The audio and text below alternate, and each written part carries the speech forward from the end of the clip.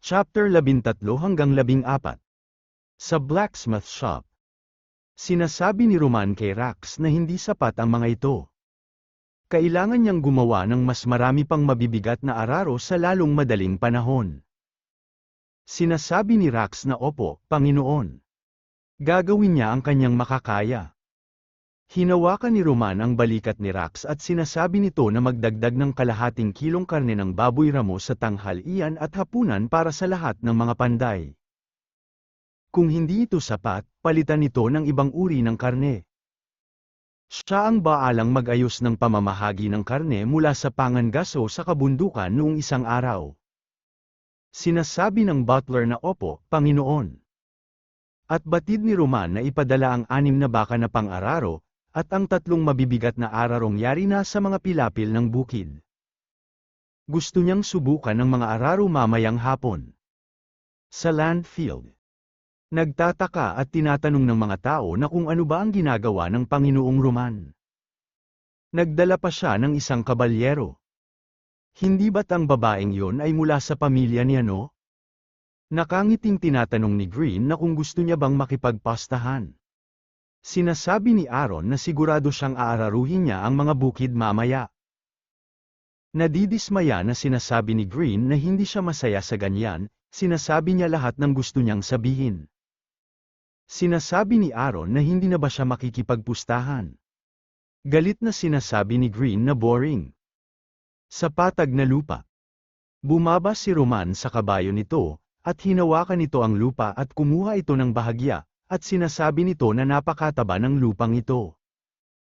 Magsimula sila rito. Sinusubukan na nila ang mabigat na pang-araro, at hila-hila ito ng 2 kalabaw, at si Roman naman ang kumokontrol dito. At sinasabi nito na silang dalawa, mag-araro sila ng 1,000 metro pasilangan mula rito, pagkatapos ay 1,300 metro ng diretso pahilaga. Nadidismaya at sa isip ni Green na isa siyang marangal at mandirigmang kabalyero. Na gumagawa ng gawaing bukid? Si Aaron naman ay wala reklamo, at sumang-ayon na walang pagdadalawang isip. Nagtataka at sinasabi ni Gwen na ang Panginoong Roman mismo ang nag-aararo ng bukid. Naiinis na sinasabi ni Aaron na tumigil na muna siya sa pagbubulong-bulong. May sariling mga dahilan ang Panginoong Roman. Nagtataka at sinasabi ni Green na ang bilis niyang tinanggap. Sinasabi ni Aaron na ano pa ang maaari nilang gawin. Hinihikayat niya siyang sumalungat sa Panginoon. Sinasabi ni Roman na kapag hindi nila natapos yan ngayong umaga, wala sa kanila ang kakain ng tanghalian. Napakunot ng mga mata si Green at bumubulong na sinasabi nito na kung ano ang kinakain niya, iyon siya. Hawak niya ang pagkain, kaya gawin na lang nila ito. Maging ang mga nilalang na higit sa karaniwan ay nawawala ng lakas dahil sa gutom. Nagutom si Borg ng 20 taon at hindi man lang niya nagawang talunin ng isang mandirigma sa unang antas. Hami na rin ang lakas ni Dick at Jet simula noong pumunta sila sa kabundukan. Sinasabi ni Green na ang pagsunod sa ibang mga Panginoon ay nangangahulugan ng mga piging na may karne, at lahat ng puting tinapay na kaya nilang kainin. Talaga bang napakahirap para sa isang battle knight na mapunta sa sitwasyong kailangan na lang niyang mag-araro ng mga bukid? Pinapanood ni Roman ang kanyang 2 knight na nag-aararo. Masayang tinatanong ni Gwen na Panginoon niya, paano naman siya? Ano ang maaari niyang gawin? Sinasabi ni Roman na manatili siya rito at huwag lalayo. At sa isip-isip nito na ang paglabas nila ngayon ay purong para sa saya lamang. Kapag naibalik na ang kanyang nutrisyon, naghihintay pa rin sa kanya ang magandang buhay. Mahigit 1 oras ang lumipas. Sinasabi ng system na ang karanasan sa pagtatanim ay nadagdagan ng 1. Napabuntong hininga si Roman at sinasabi nito na nakapag-araro ng mahigit sa 1300 metro. Hindi masama. Iligpit na ang mga gamit at magpahinga muna. Ipagpapatuloy nila ito pagkatapos nilang mananghalian. Nadidismaya na sinasabi ni Green na kailangan pa rin nilang magpatuloy. Sinasabi ni Aaron na sige. Sa ibang lugar. May nagsasalita at sinasabi nito na sa tingin niya ay kinakailangang tingnan niya ang sitwasyong pinansyal ng Sage Town. Napaisip si Roman, at sa isip-isip nito na karapatan sa unang gabi. Nakakabagot, at sinasabi nito na talagang magulo ang mga usaping pinansyal. Sinasabi ng butler na totoo nga. Si Moore, isang kagalang-galang na opisyal sa agrikultura, ay hindi man lang alam ang laki ng populasyon ng bayan ng Sage. Siyempre, maaari ring sadyang ginawa niya yun. Ang tanging alam niya ay pigilan ng mga magsasaka na mamatay sa gutom, pilitin silang magkaroon ng mas maraming anak, at magbungkal ng mas malawak na lupain. Upang mag-ani ng mas maraming butil, at gamitin ang mga ito upang ipalit sa mas malaking halaga ng pera. Kapag kinakailangan, pinahihiram pa niya sila ng butil sa mga panahong taghirap para sa mga magsasaka, upang makalampas sila sa krisis. Tingnan niya ang nakasulat sa mga talaang ito. Paano kaya may magtatago ng mga librong tulad nito? Nagpahiram sa pamilya ni Nova ng 100 gin ng rye. Ibinalik nila ang 150 gin pagkatapos ng ani sa taglagas, at may utang pa silang 100 gin para sa susunod na taon. Sinasabi ni Roman na pangongotong na talaga yan. Sige, tawagin niya si Moore dito. Yumuko ang butler at sinasabi nito na opo Panginoon. Makalipas ang ilang sandali. Nakangiting sinasabi ni Moore na Panginoon ko, narito na siya. Sinasabi ni Roman na dahil nabawi niya na ang lahat ng lupain, tiyak na hindi na makapagbabayad ang mga magsasakang may utang na butil. Ituring niyang berado na ang lahat ng nakaraang utang, naiintindihan niya ba? Tumigil na siya sa pagiging sobrang hamak at mapagkwenta. Nababahala na sinasabi ni Moore na opo, gagawin niya ng eksakto ang sinasabi niya. Sinasabi ni Roman kay Seth na mula ngayon, siya na ang mamamahala sa pananalapi ng Sage Town. Sinasabi ni Seth na mahal na Panginoon, iyan mismo ang nais niyang pag-usapan sa inyo. Nangangamba sila malugi at mawala ng pondo bago sumapit ang taglamig. Napakalaki ng mga gastusin para sa mga gwardya at tagapangasiwa, lalo na para sa mga steward. Taon-taon, nagbabayad ang kaba ng bayan ng libu-libong gin ng trigo, hindi pa kabilang ang iba't ibang uri ng butil at karne. Umaabot sa 8 gintong barya ang kabuuang halaga ng kanilang sahod. Katumbas ito ng 14,000 gin ng trigo. Ang problema ay wala silang pondo para sa mga sahod ngayong taon pagdating ng taglamig. Dahil binago niya ang lumang sistema ng produksyon, hindi maibebenta ang mga ani sa madaling panahon. Isang himala na kung walang magugutom hanggang sa mamatay ngayong taon. Kung hindi nila maibebenta ang mga ani, hindi nila mababayaran ang kanilang mga sahod. At hindi pa kasama riyan ang sweldo ni Green, Aaron, at siya mismo. Idagdag pa rito ang bayad sa pagkuha ng mga bihasang manggagawa, tulad ni Rax at Veach, at lalo pang tumitindi ang pressure sa kanila. Sinasabi ni Roman na yun lang pala ang tungkol dito.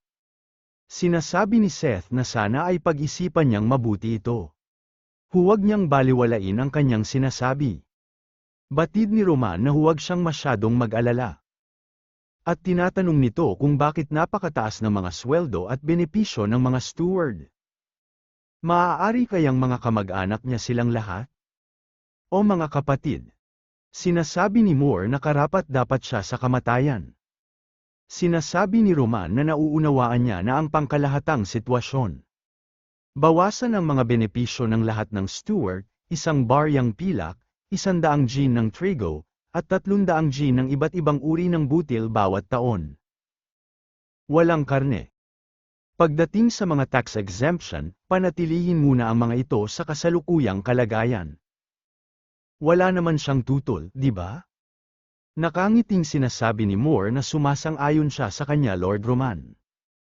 Sa isip na mabuti na lang at hindi ito ibinawas sa sarili niyang sahod. Pero siguradong magagalit ng husto ang mga tiyuhin at mga kapatid niya. Sinasabi ni Roman na kung mayroong anumang reklamo, sabihan silang hanapin siya. Nagbigay galang si Moore at sinasabi nito na susundin niya ang kanyang mga utos, Lord Roman. Sa isip-isip ni Roman na ang pamilyang Bath ay tila mga manipis na baging lamang na nakakapit sa dambuhalang puno, ang pamilyang Rift Armor. Kung wala ang pamilyang Bath, siya pa rin ang Panginoon. Ngunit kung walang Panginoon, ang pamilyang Bath ay hindi hihigit sa pagiging mga karaniwang tao. Alam ng lahat kung sino mismo ang nagkakaloob sa kanila ng kapangyarihan. Tinatanong ni Roman na kung paano naman ang mga gwardyang namatay sa labanan kahapon. Sinasabi ni Moore na alinsunod sa kanyang utos, ang mga pamilya ng mga nasawi ay tumanggap ng 5 pirasong pilak, 40 gin ng karne, at 80 gin ng trigo. Ang mga pamilya naman ng mga malubhang nasugatan ay tumanggap ng 2 pirasong pilak, 15 gin ng karne, at 40 gin ng trigo. Ang mga nagtamo ng bahagyang pinsala ay tumanggap din ng nasa pagitan ng 10 at 50 gin ng trigo. Ang kanilang kabutihan at pagiging mapagbigay ay kumalat sa buong bayan ng Sage. Pinag-utos ni Roman na tipunin ang lahat ng mga gwardyang naka-duty. Gusto niyang sanayin sila ni Aaron ng 3 oras araw-araw. Nakita ng lahat ang sitwasyon kahapon. Napakababa ng kanilang kahusayan sa larangang militar. Kaya niyang magbayad mula sa sarili niyang bulsa para sa mga nasawi sa pagkakataong ito, ngunit kung mawawala sa kanila ang napakaraming tao sa tuwing nahaharap sila sa ganoong sitwasyon, mauubusan din ng tao ang kanilang bayan. At tinatanong nito kung magagawa ba ito? Sinasabi ni Aaron na bagaman hindi pa siya nakapaglingkod bilang instruktor, tiyak na gagawin niya ang kanyang makakaya upang tuparin ang kanilang mga utos, mahal na Panginoon. Sinasabi ni Roman na magaling. Sabihin din sa kanila na simula ngayon, ang bawat guard ay tatanggap ng 2 tansong barya at 10 gin ng trigo, 10 gin ng iba't ibang uri ng butil at 2 gin ng karne bawat buwan. Nagtataka at sinasabi ni Moore na ano? Babayaran sila ng sweldo. At sa isip nito na napakababa ng sweldo. Hindi sila mabubuhay sa ganoon, di ba? May napantanto siya at sinasabi nito na sandali lang, ito ay buwan-buwan pala. Sinasabi nito na mahal na Panginoon, ang mga guard ay mga sapilitang isinama sa hukbo. Karaniwan, hindi sila binabayaran maliban kung sila ay nakikipaglaban. Ang pagbibigay sa kanila ng mga gamit bilang kabayaran ay isa ng patunay ng kanilang kabutihang loob. Tama, ilalabas ito buwan-buwan. Pero mayroon siyang mga pamantayan para sa kanila. Kung hindi nila matutugunan ang mga pamantayang itinakda niya, aalisin niya sila sa hanay ng mga gwardya. Sinasabi ni Roman na ang mga gwardyang mahusay ang pagganap ay bibigyan din ng karagdagang gantimpala. At isama rin ang mga mangangaso sa hanay ng mga guard. Itinatalaga niya si Dota bilang kapitan ng lahat ng mga guard.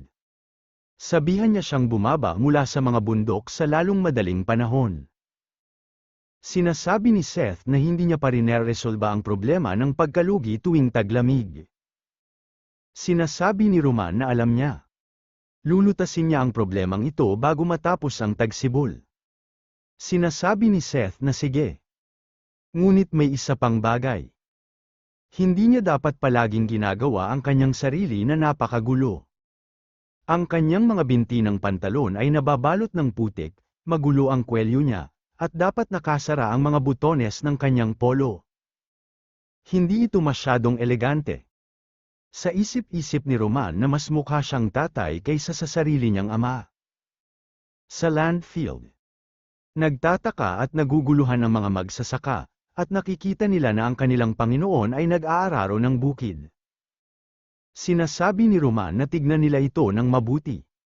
Sinasabi ng mga magsasaka na napakalawak at napakalaki ng araro ng Panginoon, at hindi niya na kailangang tumapak pa rito. Lumalabas na ito, lumalabas na ang mga bato. Kahit ang mga ugat ng puno na kasing kapal ng braso ay nabubunot. Tingnan niya, binabaliktad ang maitim na lupa. Sinasabi ni Roman na ngayon, sumunod sila sa kanya at eraruhin ang lahat ng lupang minarkahan niya. Masaya naman ang lahat na sumang-ayon.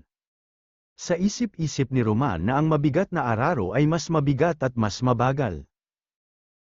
Nangangailangan ito ng 2 kalabaw upang mahayla, at nakapag-aararo ito ng may lapad na kalahating metro sa isang pasada. Kayang mag-araro ng 2 kalabaw ng humigit kumulang 6 na mo sa isang araw, kaya naman dapat silang pumili ng patag at malawak na lupain upang doon ituon ang kanilang pagsisikap. Kakailanganin pa ng 7 araw upang matapos ang paggawa sa mga mabigat na araro. Sa ngayon, kailangan nilang gamitin ang bawat isa sa sandaling matapos itong gawin. Hindi sila maaaring maghintay. Gamit ang kumpletong kagamitan, matatapos nila ang pag-aararo sa 330 ektarya sa loob ng 10 araw. Gagawin niya ang lahat ng kanyang makakaya upang matapos ang malalim na pag-aararo sa loob ng 13 araw. Lumapit si Moore at sinasabi nito na mahal na Panginoon, nagpakapagod po sila. Pakisuyo, uminom po sila ng 1 tasa ng mainit na tsaa. Nagpapasalamat naman dito si Roman. At batid ni Moore na hindi niya matatanggap ang kanyang pasasalamat. Ito lamang ang nararapat niyang gawin. Sa isip-isip ni Roman na ang kabuuang lakas paggawa ng Sagetown ay nasa humigit kumulang 1,100 hanggang 1,200, kung saan nasa 700 lamang ang nakalaan para sa ibang gawain, dahil kailangan ng iba para sa mga pangunahing operasyon ng bayan. Bukod sa pag-aararo, ang paggawa ng compost ang pinakamahalagang gawain. Marami na ang ipinadala upang mag-ipon ng dumi ng hayop. Tinatayang matatapos ang gawaing ito sa loob ng 3 araw. Ang malalim na pag-aararo ay pundasyon lamang. Napakahalaga ng mga susunod na hakbang na paghahasik at paglalagay ng pataba. Sa panahong yon, magiging maayos na ang pagkakabulok ng organikong pataba. Ang pagsasamantala sa panahon ng tagsibol ay parang pakikipagkarera sa kalikasan. Kapag tapos na ang pagtatanim, maaari nang palayain mula sa mga gawaing bukid tuwing tagsibol at tag-init ang hindi bababa sa 4/5 ng lakas paggawa. Ang mapalaya mula sa mabigat na trabaho sa bukid, yan ang tunay niyang layunin. Gayunpaman, hindi niya masasabi sa mga magsasakang ito na 330 ektarya lamang ang tatamnan ngayong tagsibol. Kung malalaman nila, malamang na magkaroon ng kaguluhan. Sa panahong ito na ang butil ay katumbas ng buhay, maingat at maingat ang mga magsasaka. Ang anumang pagkakamali ay maaaring ikamatay. Gayunpaman, wala siyang balak umatras. Kung kinakailangan, direktang pupuksain niya ang anumang pag-aalsa. Kahit pa mamatay ang 100 magsasaka kapalit ng kaayusan at pag-unlad, para sa kanya ay sulit na kapalit na iyon.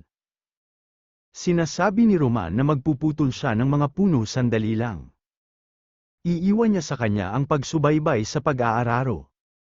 Kaya niya naman ito, di ba? Sinasabi ni Moore na oo, talagang magsisikap siya. At sa isip-isip nito na bukod sa pagsasaka, kailangan pa niyang pumutol ng mga puno ng mag-isa. Talagang hindi niya siya maunawaan, Panginoon. Kinuha na ni Roman ang kanyang axe, at lumabas na ito ng kanyang bahay. Sumisigaw at sinasabi ni Gwen na teka lang. Lord Roman.